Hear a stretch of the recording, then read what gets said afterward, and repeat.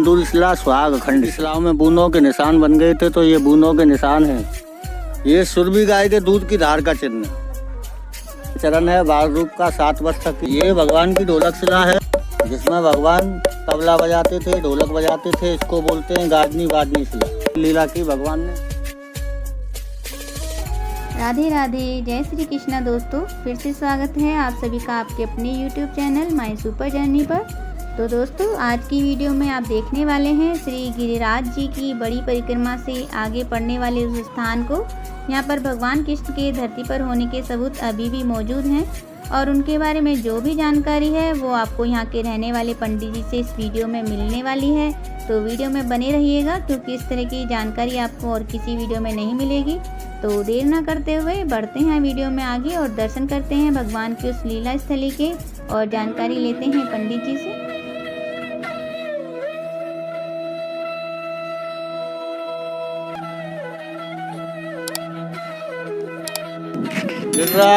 धारण की जय। ये गोवर्धन पर्वत है, इस पर हम खड़े हुए हैं और इस पर्वत के ऊपर भगवान ने अनेक प्रकार की लीला की है। जिनमें से भगवान की एक लीला है फिसलनी शिला, जिस पर भगवान राधा रानी के साथ में सभी गोप ग्वालों के साथ में इस गोवर्धन शिला पर फिसलते थे, खेलते थे, फिसलने वाली लीला करते थे। तो इसको बोलते हैं फिसलनी शिला। यहाँ पर भगवान की फिसलने वाली शिला है और भगवान की उंगलियों के चिन्ह हैं इस स्थान पर। और यहाँ पर पैर के अंगूठे के चिन्ह है दोनों साइड में, एक इधर है एक इधर है। जय श्री कृष्ण, जय श्री कृष्ण। ये कामधेनु गाय का चरण चिन्ह है। जो कामधेनु गाय गोवर्धन पर्वत पर चारा चरती थी, उसके चरण का पैर का चिन्ह है। इसको बोलते हैं कामधेनु गाय का चरण। यह कृष्ण भगवान का चरण बाल स्वरूप का।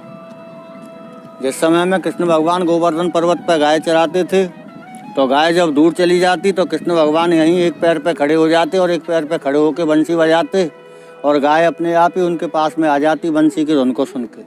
तो भगवान का चरण है बाल रूप का। 7 वर्ष तक की लीला की भगवान ने। सुरभि गाय का चरण चिन्ह है जो आपके सामने दिखाई दे रहा है।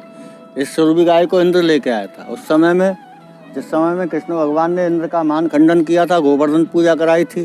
तो उस समय में इंद्र अपने साथ में सुरभि गाय, ऐरावत हाथी और श्यामकरण घोड़ा 3 चीज लेके आया था। यह है माखन मिश्री के दही कटोरे का चिन्ह, जिसमें कृष्ण भगवान माखन मिश्री दूध दही खाते थे उस समय में जब भगवान ने यहाँ पर लीला की। और आज भी मंगला में माखन मिश्री का भोग इसी स्थान पर लगता है। कोई भी भक्त अगर लगवाना चाहता है तो इसको बोलते हैं दही कटोरा, मक्खन कटोरा, दूध कटोरा। ये बूंदों के निशान है। जिस समय में इंद्र ने 7 दिन 7 रात बरसात की थी, उस समय में गिरिराज जी की शिलाओं में बूंदों के निशान बन गए थे। तो ये बूंदों के निशान हैं। और ऐसा नहीं है कि यहीं पे हैं, पूरे गोवर्धन पर्वत पर देखने को मिलेंगे आपको।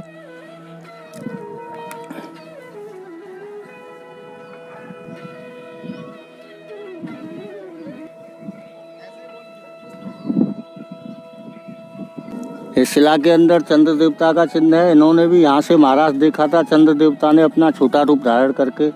तो इसको बोलते हैं चंद्र देवता, चंद्रमा का चिन्ह।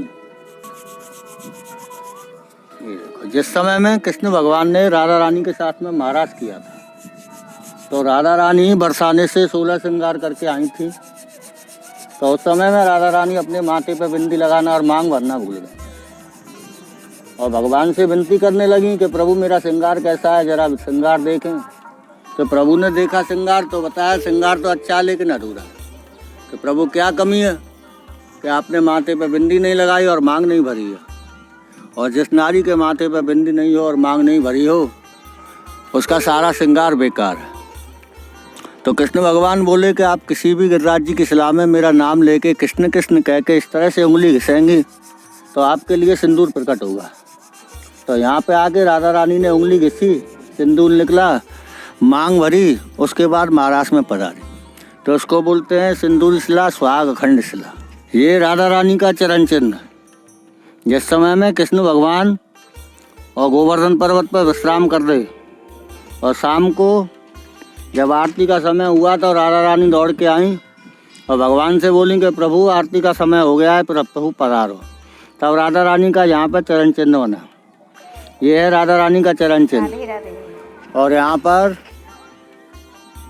पर भगवान के कान का चिन्ह है, जिसमें मनोकामना बोलते हैं। कोई भी मनोकामना हो, अधूरी हो, पूरी नहीं हो रही हो, कोई काम नहीं बन रहा हो, तो इस कान के चिन्ह के अंदर मनोकामना बोलने से हर मनोकामना पूर्ण होती है। इसको बोलते हैं भगवान के कान का चिन्ह। जय श्री कृष्ण। ये भगवान की ढोलक शिला है, जिसमें भगवान तबला बजाते थे, ढोलक बजाते थे। इसको बोलते हैं गाजनी वाजनी शिला। भगवान की तबला शिला, ढोलक शिला।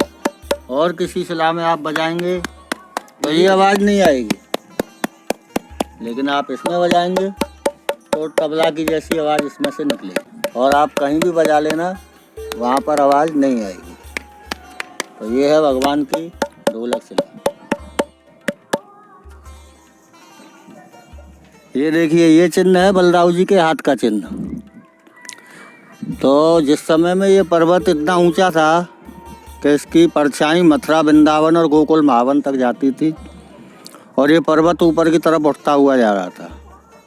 तब ब्रजवासी और जो है बलदाऊ जी से विनती करने के लगे कि प्रभु ये पर्वत इतने ऊपर की तरफ जा रहा है और जो है गांव वाले आ जा नहीं सकेंगे दोनों साइड में।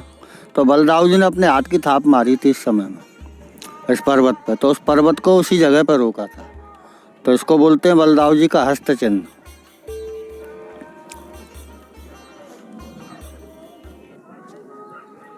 अभी और भी है पंडित जी। इधर का ये सुरभि गाय के दूध की धार का चिन्ह है। जो सुरभि गाय गोवर्धन पर्वत पर चारा चरती थी और उसके स्तनों से अपने आप ही गोवर्धन पर्वत पर दूध निकलता रहता था 24 घंटे। तो ये उस सुरभि गाय के दूध की धार का चिन्ह है। और सुरभि गाय के स्तनों से गोवर्धन पर्वत पर अपने आप ही दूध निकलता रहता था। सुरभि गाय के दूध से ही गोवर्धन पर्वत का अभिषेक हुआ था। जिस समय में कृष्ण भगवान ने गोवर्धन पूजा कराई थी, तो उस समय में सुरभि गाय के दूध से और ऐरावत हाथी जो आकाश गंगा का जल अपनी सूंड में भर के लाया, उससे इस गोवर्धन पर्वत का अभिषेक किया। ये इंद्र के घोड़े का पैर का चिन्ह है, श्यामकरण घोड़ा जिसका नाम था। मैंने आपको बताया ना पहले कि इंद्र 3 चीज़ लाया था अपने साथ में, सुरभि गाय, ऐरावत हाथी और श्यामकरण घोड़ा। तो ये उस घोड़े के पैर का चिन्ह है।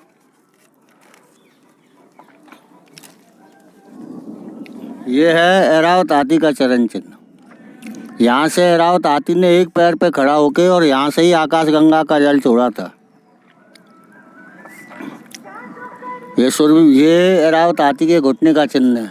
एक यहाँ पे घुटना रखा ऐरावत हाथी ने, दूसरा चरण रखा और यहाँ से ही आकाश गंगा का जल छोड़ा। जो आकाश गंगा के जल से और सुरभि गाय के दूध से अभिषेक हुआ था, तो यहीं से छोड़ा ऐरावत हाथी ने। जो आप मंदिर देख रहे हैं, ये बलदाऊ जी का मंदिर है और यहाँ पर बलदाऊ जी का सिंह रूप है। जिस समय में कृष्ण भगवान ने महाराज किया था राधा रानी के साथ में, तो बलदाऊ जी की इच्छा थी महाराज के दर्शन करने की, लेकिन उस महाराज में किसी पुरुष का प्रवेश नहीं था।